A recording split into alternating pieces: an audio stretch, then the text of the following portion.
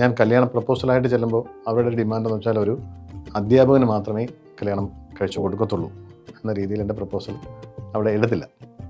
ഒരു വർഷം അത് കഴിഞ്ഞു ആ പ്രപ്പോസൽ. ഞാൻ അവിടെ ചെന്നതിന് ശേഷം ഒരു വർഷം കഴിഞ്ഞിട്ട് എൻ്റെ കല്യാണം നടന്നില്ല, ദീപ്തിയുടെയും കല്യാണം നടന്നില്ല. അപ്പോൾ അവർ പിന്നെ റീതിങ്ക് ചെയ്തു. ഇപ്പം അധ്യാപകനെ കിട്ടിയില്ല, ഒരു ഗവൺമെൻറ് ഉദ്യോഗസ്ഥനാണല്ലോ ഞാൻ, അപ്പം ഗവൺമെൻറ് ഉദ്യോഗസ്ഥനെ ഒന്ന് പരിഗണിച്ചാലോ എന്ന് പറഞ്ഞ് രണ്ടാമത് റീഡയറക്റ്റ് ഒന്ന് വന്ന ആലോചനയാണ് നമ്മൾ മാരേജിലായിട്ട് എത്തിയത്. അതിനുശേഷമാണ് താങ്കൾ പോയി പറയാൻ പോകുന്നത് ബിസിനസ് തുടങ്ങാൻ. അതെ. കഴിഞ്ഞ് ഒരു വർഷം കഴിഞ്ഞപ്പോൾ 2008 ആയപ്പോൾ ഞാൻ പറയുകയാണ് ഞാൻ ബിസിനസ് തുടങ്ങുമെന്ന് പറയുന്നത് രാജിവെക്കാൻ പോവാണ് ഗവൺമെന്റ് ജോലി. അതെ അങ്ങനെ ചെയ്യേണ്ടി വരുമെന്നല്ലോ. അപ്പോൾ അത് പറഞ്ഞപ്പോൾ അവിടെ ഒരു തീർച്ചയായിട്ടും അവരുടെ പ്രതീക്ഷകളല്ല. അവളുടെ അച്ഛൻ, വൈഫിൻ്റെ അച്ഛൻ ട്രഷറി ഓഫീസറാണ്, ഗവൺമെൻറ് ഉദ്യോഗസ്ഥനാണ്, വൈഫിനെ ടീച്ചറാക്കി, മരുമകനും ഗവൺമെൻറ് ഉദ്യോഗസ്ഥനാണെന്ന രീതിയിൽ നിൽക്കുമ്പോൾ അത് കളയുന്നതെന്ന് പറയുമ്പോൾ പെട്ടെന്നൊരു പ്രശ്നം ഉണ്ടാവില്ല. അപ്പോൾ ആ പ്രശ്നം അവിടെ ഉണ്ടായി. പക്ഷേ വളരെ കാര്യമായിട്ട് ഞാൻ പറഞ്ഞ് മനസ്സിലാക്കി.